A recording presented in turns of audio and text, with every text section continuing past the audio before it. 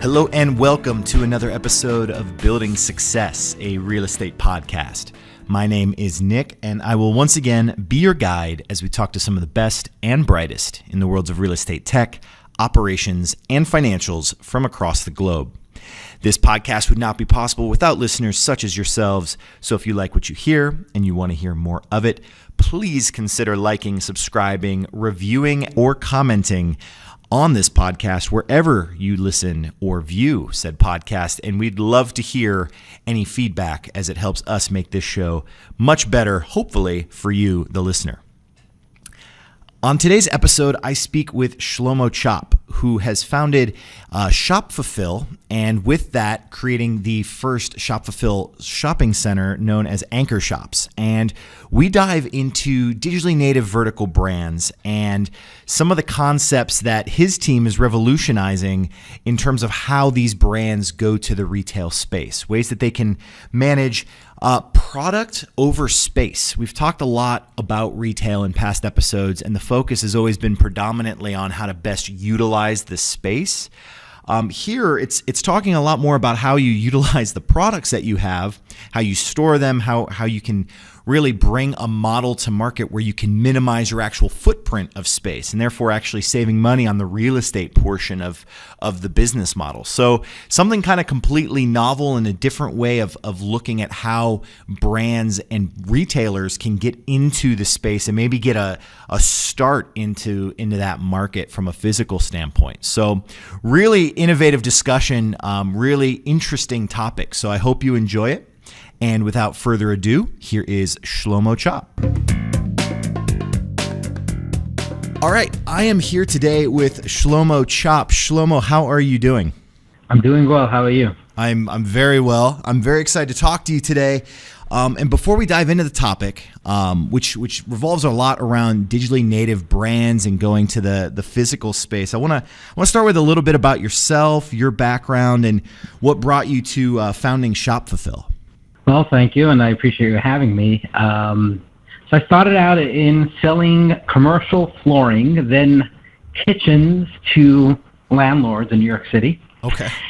And eventually I transitioned over to real estate tech. At the time of the Palm Pilot, okay, I was out selling a software for real estate brokers to organize their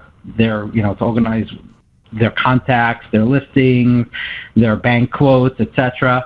Did a lot of that, then got into the brokering and flipping business, and ended up being the guy around the table that said, let's not buy that property because of X, Y, and Z. And while money was flowing from the lenders very easily, you needed some restraint, and I ended up doing a lot of advising. And in 2009 hit, and I got into the debt restructuring business. And the way I did it was I just literally read every part of the CMBS trust structure, and came up with a very counterintuitive but extremely effective method of restructuring distressed debt for commercial real estate owners. And it revolved less around restructuring the debt, but more around a business plan for the future of the property, and then dovetailing it into how a lender needs it to look in order to make a deal with you. And while the market was going at a 25% clip, give or take, on restructuring in favor of the borrower, we exceeded that, I don't know, for sure more than double that, which was very, very successful. And following the decline in the distress, which now is starting up again, and I keep on getting calls from people that have distressed properties and issues with lenders. Yeah. But after that, I went into the investment side and bought a couple of properties, and then I took a look at what's going on with regards to industrial properties. Values have skyrocketed. It used to be people told me you can't do industrial on a retail site because retail real estate is too expensive. Well, that's changed. Very. But the problem behind the industrial increase is that there's a bunch of digital natives that are making money that are fueling that increase in value. And on the retail side, it's just hard to make an investment from a tenant improvement perspective into a new retail space when you look at the retailer and you're really not confident that they've mastered their digital frontier. So that brought me to getting to working on ShopFulfill. And we're looking to tackle that space, not only to solve problems for how do we get the guys taking away the business from the big chains into the space that the big chains previously occupied, but also how do we get these digital natives to be able to be not only be profitable, but be able to expand without having to raise more money than is available out there based on business models that are unprofitable today. So that's my background. Which is really interesting, and I'm excited to dive into this whole digitally native brand kind of becoming the new future of retail. And it's so interesting from my point of view to see that there's almost this shift where, you know, people moved away from the physical space and now they're starting to kind of move back into it, but not necessarily under the same model of having, you know, large inventories on site. And I think that's where this ShopFulfill model starts to come in and play ball. And I was hoping you could kind of dive into what that model is and how you set that up. Thank you. So there's one underlying theme that I think gets ignored too much, is that historically the large chain store was where you went to buy a product and you trusted they would have the product that you've had. A lot of these retailers have become a bit complacent in the product offerings, and startup companies have come up with really cool and unique products that look better, products that feel better, products that are better for you. And as a result, they've taken away market share from the retailers because they now have this magical tool called e-commerce. You don't have to open up a store and spend a crazy amount of money or go on a shelf with a wholesale model, but rather you could open your e-commerce website and you're good to go. The challenge with that is that while you get easy top-line growth, you could grow your sales, but over time you need to get more customers, and because you're not in a physical area, you need to go online and fight for customers on Facebook, Instagram, Google, etc. And those customer acquisition costs are just so high. And then what you get in return, they call the lifetime value of the customer. So what ended up resulting in what's happening now is that because everyone's competing for that space on these social media platforms to drive top-line growth, then your customer is never safe even after you get them. So the lifetime value of that customer is too low as compared to the investment you're making. And then you got to find a way to get the product to them in a quick manner, because that's the reason they'll shop with you online, because they won't have to wait too long for it. Immediacy in retail still exists. And the total cost of that sale, you end up losing as a loss leader on the first few of them, and ultimately, if you don't keep your customer, you're having to reacquire the same customer over and over and over again. So you see this transition to product discovery being online, but yet so many of these stores online are not in your local mall. Yeah. And the cost of getting into physical space is too expensive, because you usually have to take a space larger than what you can support for your limited selection of product. 2,000 square feet for 20 products is a little too big, more than a little too big. To build out that space could cost you anywhere between $100 to $200 a foot. And you usually don't have the credit to have the landlord agree to give you money to offset some of that cost.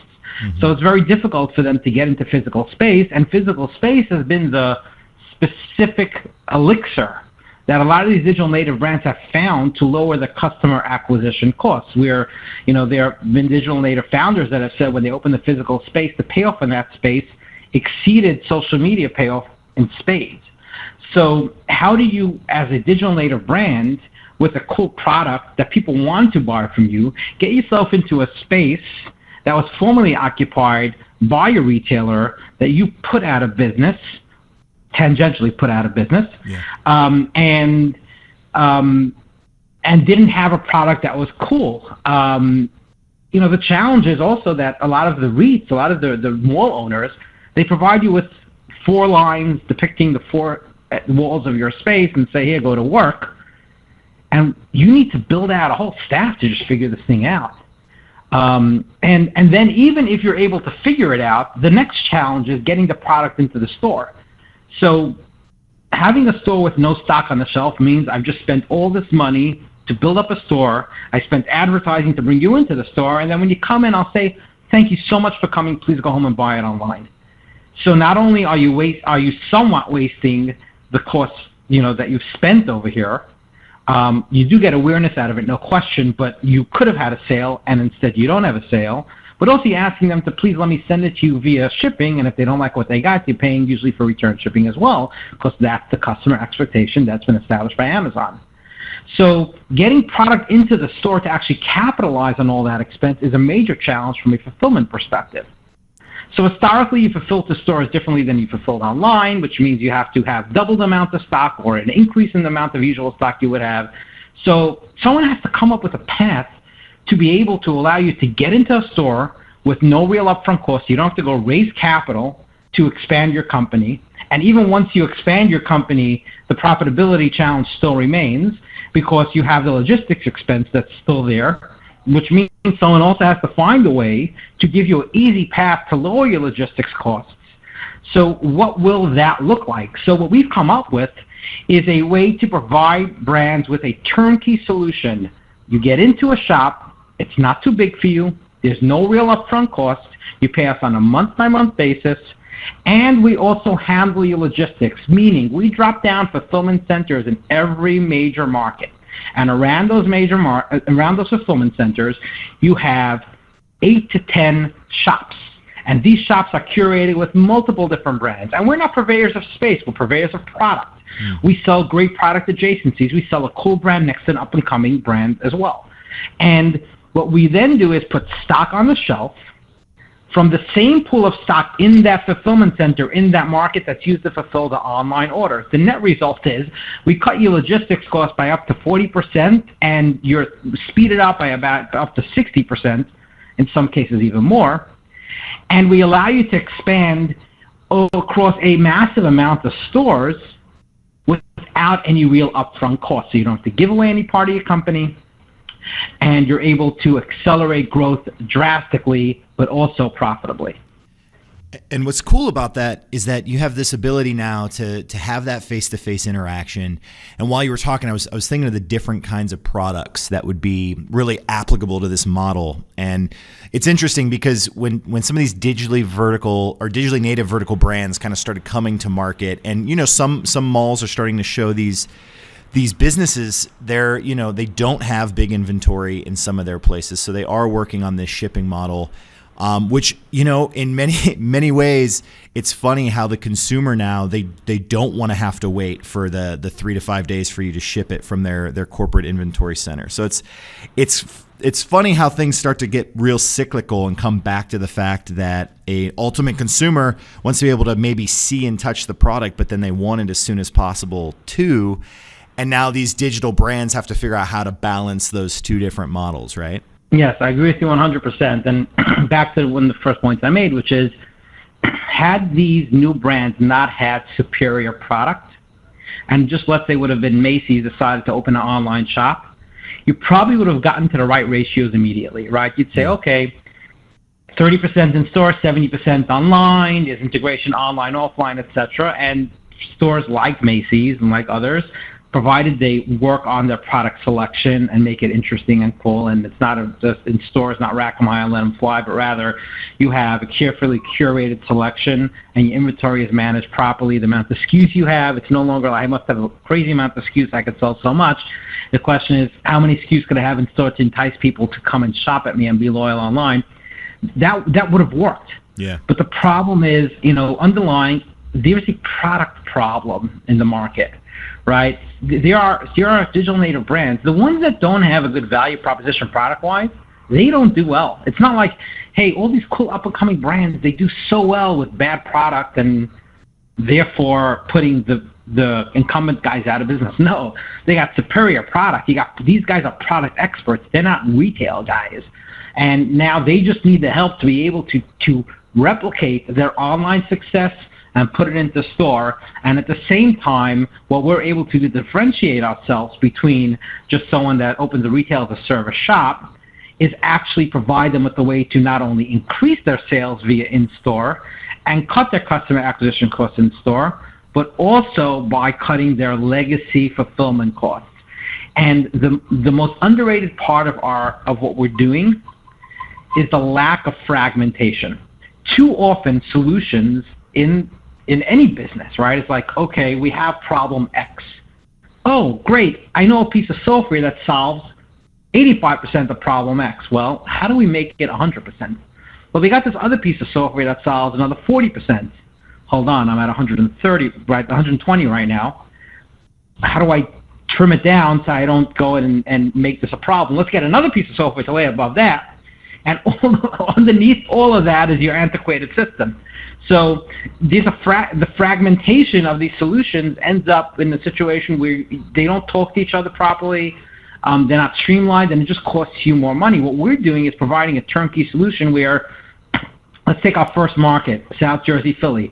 A brand opens up within our ecosystem in South Jersey, Philly. That market is what we call a forward stocking location. It's a self-contained ecosystem. It doesn't infringe upon the brand's existing infrastructure and say change anything you got. It actually just it works on its own, improves that specific market on its own, and the brand does whatever they do otherwise across their larger national strategy. Obviously, over time, as we add additional markets, that transitions. We become that brand strategy. And ultimately, on the ShopFulfill ecosystem, a brand has infrastructure that rivals any of the huge retailers in their heyday and the infrastructure they had at almost no upfront cost. The balance sheet, you don't have to make the upfront expense, and you don't have amortization issues or depreciation issues with regards to your expenses as well, and allows you to be much more nimble and much more responsive to market forces. So let's talk from the perspective. I like that you mentioned kind of the first shop here, the anchor shops. Can we go through a scenario if you're a new digitally native vertical brand, you've decided to work with anchor shops. What does that process look like as they move into their space? How do they work with the fulfillment center? Could you kind of maybe give a layman's view of how that would work from them as a retailer? I'd be glad to. So let's say you're digital native one, let's call it, to be very creative over here. And we approach you and we say, hey, you have a really cool product. You have a great Instagram following. Product works. There's excitement around it. I know you're having some trouble growing because, going out there raising capital is a challenge. Here's what we'll do for you. The first thing we're going to do is to talk to you about our South Jersey, Philadelphia-based fulfillment center and say, do you know that from that location, we could fulfill your e-commerce orders from as high up as the Hudson Valley, New York, and as low down as the border of North Carolina, meaning you cover New York City, Philadelphia, and D.C. I could fulfill all those orders for you next day at a price of ground rates. Mm-hmm. That's the first thing I could do for you. Furthermore, I know you've been looking to grow your business, and you really were looking into stores. Obviously, it's expensive. If you wanted to open a 2,000 square foot store and you have to spend $150 a foot, the math is what the math is, right? And you got to raise that capital, and you really want to grow and outposition your competitors as well to have penetration within the market, that you keep your market-leading position that you're establishing in a very small way right now. So what we could do for you, actually, is give you a shop in our shop, side by side with other brands that also have the pull that you do, and we'll keep it stocked so that still will be profitable, right? Because many of your competitors, they're doing these no-stock or low-stock stores, and it's funny, Sears has profitable stores on a store-by-store basis, and they don't. Yet they're way more of an exciting proposition. So we can actually put product in the store. And the way it works is as follows. Let's say you have 20 products, right? Of those 20 products, 4 products are hot products. They move very well, and they sell any day of the week. The remaining 16 products are good products. They fill out your offering, right? So what we're going to do is we're going to take those 4 really cool products, put them on the shelf in our shop. Let's say it costs you, $500-600 a month to do it. That's your exposure here. And we're going to take the rest of your 16 products plus additional of these 4 and put it in our local fulfillment center. Now, don't give me too much product, because if you give me too much product, then it's going to sit in my fulfillment center. You have better use to put it, somewhere else in the country to ship it from your primary fulfillment center. And I don't want to store it for you. I mean, Amazon does the whole storage thing and charges you for it, but I don't want to store it for you. So I want to be able to have product positioned, ready to go and ready to sell. And then in the store, we're actually going to be able to help you with payroll, with people to sell your product. Now, whereas if you were to open a store, you can't split people in half. But our one person in your space, or two people in your specific part of the store, part of the anchor shops, that works on selling your product, they handle multiple brands at the same time.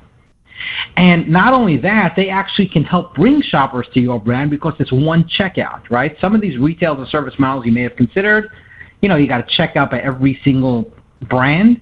This is one checkout across the space. So we're actually empowering you to gain by matching products from another brand in there. So let's say someone else decided to buy a shoe, and you have a sock brand. Well, we'll say, we'll go really great with that company. Let me show you what this brand has from the socks perspective.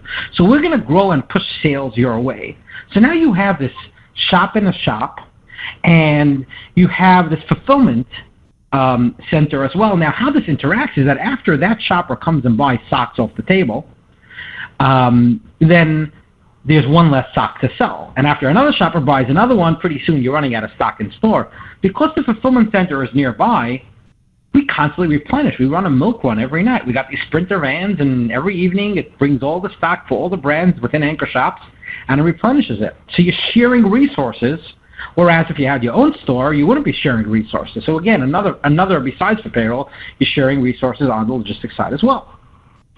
And furthermore, when you get an order online on your website, and it happens to be someone in that region from up in the Hudson Valley to down to North Carolina that's buying one of your products, and you want to get it to them at a cheaper price than what you're doing right now, fulfilling from your fulfillment center, let's say in, Southern California, or Dallas, or even Ohio, well, we have this little integration that plugs into your Shopify system, or Magento, or WooCommerce, or whatever it is you use for your e-commerce web platform, and it then routes all the orders in that region to our fulfillment center.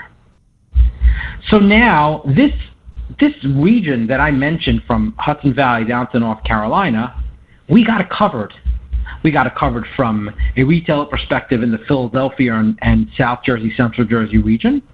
And we got it covered e-commerce-wise, so a wide swath of the country. And now you not only have brought in customers in the Pennsylvania market and the South Jersey market, you've also been able to cut your costs on logistics, but it gets even better. And I feel like an infomercial now, right? But wait, there's more. See, here's where it gets better. We're using a combination strategy of coverage and penetration. So coverage means we want to be able to support a large part of the market, right? So like I said, the Hudson Valley to North Carolina, that's the UPS ground, next day via ground. It's very simple. It's what they do. It's how they deliver it, right? We obviously have cheaper costs than you would because we deliver a lot more than you do. We're partnering with, can't disclose yet, one of the biggest logistics companies in the world. But here's the deal. We actually we have something else that's called a penetration model, which is within the Philadelphia, Jersey market, we don't open one shop. We open 10 shops. So you're going where, Exton, PA, downtown Philly, Monmouth County, New Jersey, Princeton, even like down in Delaware.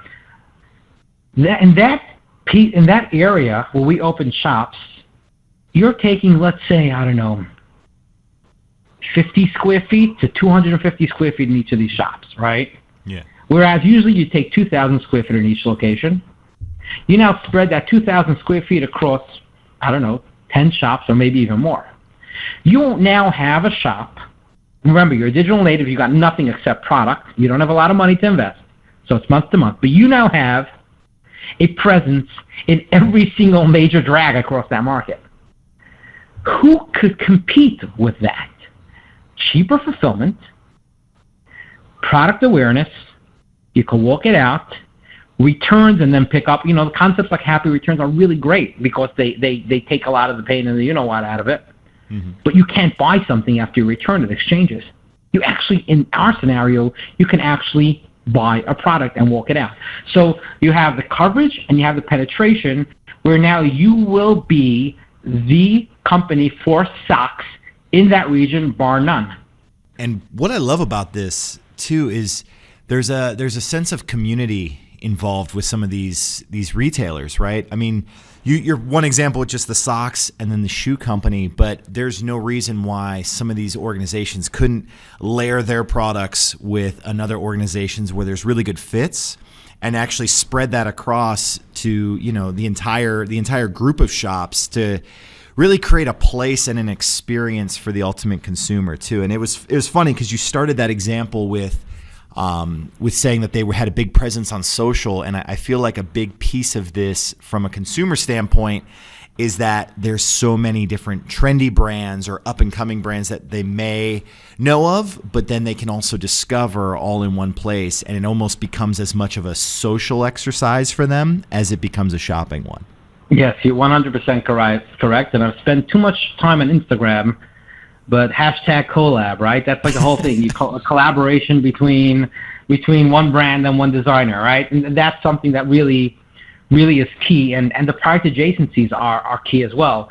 And it's, when you look at bringing these brands in, you have to be very careful to make it an experience and a destination that brings the shopper in. If it's phony, if it's not genuine, right, they'll see right through you, right? And you need to do things, to establish that community, right? So all these brands and retail talks about how do we keep shopper loyalty, gain shopper loyalty. It used to be give them 5 points and 20 points gets you $1, right? Mm-hmm. Now it's about we actually carry product you care about, whether it's a sustainable product, whether it's ethically sourced product, whether it's cruelty-free, whether it's vegan, whether there's a story where we give 20% towards whatever good cause, and these are points where if a large corporation says we give towards a certain cause, unless the CEO of the company had a personal experience with it and implemented it, they see right through it, right? But these smaller brands, their stories, everyone that's an entrepreneur, almost every entrepreneur in digital native has an experience, right? For me, I come from a background, I want to help employ people that don't have a proper education. I dropped out of college, right? I want to help people grow because there's so much raw talent out there. That's just my personal, and Anchor Shops and ShopFulfill do not have this as the mission statement in any way. I'm just giving an example. But different brands, they have a purpose, they have a reason. They don't just create shirts to create shirts. They create shirts out of ethically sourced fair trade from some foreign country, where they then use some of the money to give back to people that are creating the shirts to help put them through college, right? There's a lot of different things. So that's extremely important to be genuine and to create a community. And one of the first things we do in assessing a brand is researching their background, researching their values, researching what's the story behind it, right? There's got to be a story, and that's imperative. But I'll just on another point that I think is important, being that we're talking real estate primarily. I think the model for retail real estate has to change in a big way. So let's analyze what real estate's about. I give you 4 walls, right? And here's your space. Go figure it out. If you want some money towards building out the space, you credit, no problem. We'll give you some money towards it to entice you to come in. But retail real estate has to transition to a service model. You cannot just assume that everyone has a full real estate department within the retailer to do what they need to do. You have to be able to say, I know you don't know anything about retail real estate, right? Which a lot of these guys don't. They're product experts, right? And I know that you're raising capital to get into stores and you're hiring consultants to get you into stores and all that. Let me take you by the hand and walk you through the process. Let me give you attractive terms on a lease where it's not a long-term commitment. let me help you design your space in a more cost-effective way, so you don't have to hire 5 different consulting companies and spend who knows how many hundreds of thousands of dollars to come up with a prototype. Let me help you. And a lot of these real estate companies have people on staff that can help with this. And it has to go from a lease line perspective to a hand-holding perspective.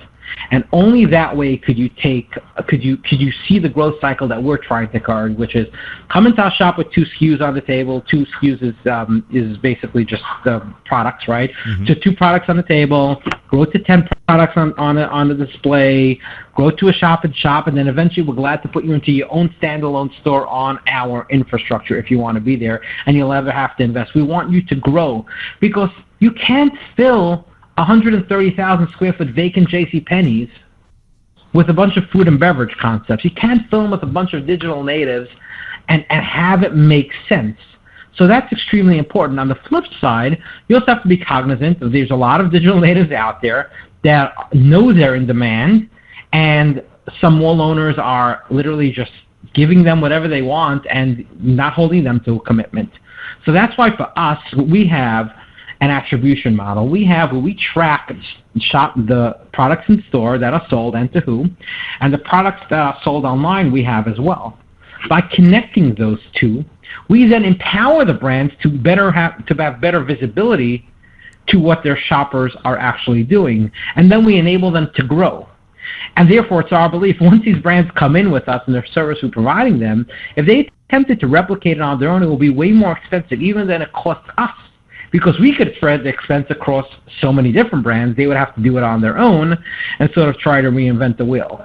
So it's imperative not only for retail real estate to understand how these brands need to be catered to, but also to essentially become incubators and accelerators of these brands and understand that unless you want to own them and create your own brands from scratch, which is something that some retail real estate owners are looking at, there's been some news on that, you need to have them focus their resources to enhance your property, because your property value only comes from its foot traffic you could offer to the brands, which comes from the brands being there generating the foot traffic. So that's just something I wanted to add. I think retail real estate has to take more of the hotel model, and even maybe to a certain extent the WeWork model, than the pure lease line model. And that's exactly what I was thinking about when you were talking, is the WeWork model and creating space as a service in the office space. We've seen so much about that. And quite frankly, it's funny because before I started talking to you today, you know, the digitally native vertical brand, I've seen how that's starting to evolve, and some big retail shops, how they're starting to carve out spaces for some of these brands. But in your instance, and what's interesting about your model too, is you're talking about these up and comers more so than in many of these big shopping malls. I feel it's these already very well established brands who already have a big digital presence, just trying to find a way to manage their inventory. And yours relates very similarly to a lot of these, you know, even open air markets in big cities where there's these small, you know, entrepreneurs or new brands. And viability is really difficult, especially when it is just some foot traffic maybe once a week on a Saturday in a park. And in many instances, you know, they go there and they're not able to sell as much as they may be able to on an Etsy or with a Shopify account online. It's almost like a whole new avenue of the retail sector that I don't think has been touched by tech yet. Yeah, I think you're spot on. I think though that what needs to be added to it is the fact that it's not digital and it's not physical. It's really a store, right? So, you know, there's this new concept, Carvana, right? Mm-hmm. Carvana sells cars online. They also have to physically pick it up. It's almost like big vending machine. Vending machine, right? Yeah. But if I ask you what's Carvana, you'd say, hey, it's a car dealership, right? Yeah. It doesn't make a difference that they're selling in a different manner, right? They're a car dealership. And yes, they're a really cool car dealership and have a great value proposition. But ultimately, what is a digital native brand? A digital native brand is a retailer that happens to be usually a manufacturer as well. But a digital native brand is a retailer that started selling online, but it's only half the business, right? Or well, it really comes out half, even though sales may be higher in one channel versus the other, they're equal parts, right? Mm-hmm. So it all comes down to being retail. So it's not about having a silo online or offline. If you don't have both channels built out properly, you're essentially not operating a solid retail business. You need to operate a solid retail business. And by combining the two, you're finally tapping into all your sales channels. And that's where I think digital natives have perhaps an easier path to doing it, especially with us, but putting us aside. Digital natives have an easier path to selling in stores than some of the incumbent stores have to selling online, because there's so much, because the ones that are digital, they're nimble and they're small, so they can adapt. The ones that are in store, they have so much infrastructure in place, from like old antiquated POS systems, old antiquated data systems, and warehouses that's on their balance sheet. For them to change, it's so difficult. So they actually have an advantage, and it's just a matter of being able to blend the two. And whereas it would seem that it would make sense for some of the incumbent retailers to collaborate with some of the digital natives, what's happened, unfortunately, and this is, I think, so prevalent that it bothers me, is that the guys in the retail real estate, in the incumbent retail business, they've thrown out a lot of what they believe about selling retail in the physical sense, and said, well, the way to the future is digital. And the guys in the digital are like, oh, this just doesn't work. We got to get into physical. And it's like two ships passing in the night, and each one of them is suffering. The digital guy is trying to become profitable. The physical guy is trying to sort of, stay profitable long term, or, as a losing market share. And I'm just, without a model that sort of takes the infrastructure off their hands, it's almost as if both sides are heading to doom almost. And that's why I feel so strongly about what we're doing, is because we're giving them a plug-and-play solution to grow and to build their business, as well as cut their costs. And I love that. I love that, and this has already been explored with these digitally native vertical brands, but, they start digital and then they realize that they need to have physical presence, physical space. You see these physical retailers and they've all started to shift and have digital models. And really, at the end of the day, it's about what's best for the consumer, and they want both, and they want to have those options. And this seems like such a great model for being able to make that possible, regardless of where you come from or how you try to start this a retail business in general. So thank you, Shlomo, so much for the time. What's new with you? What's the future beyond Anchor Shops? Well, the ShopFulfill model scales in a very big way. A localization model, which is what we are, that actually has demand, which unfortunately a lot of physical retail does not, presents us with a massive amount of opportunity to grow the ShopFulfill infrastructure.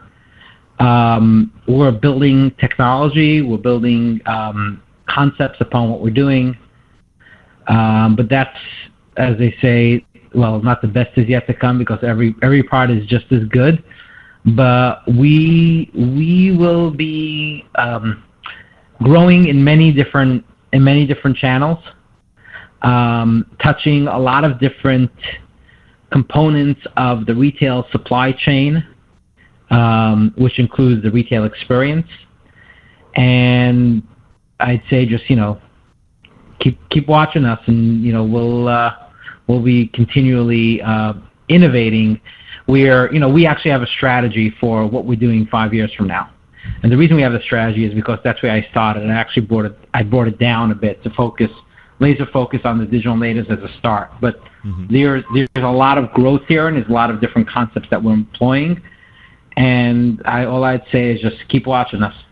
Perfect. Well, thank you so much, Shlomo, for the time. I appreciate it. Well, thank you so much for having me. I really appreciate it as well. And until next time, we will catch y'all later.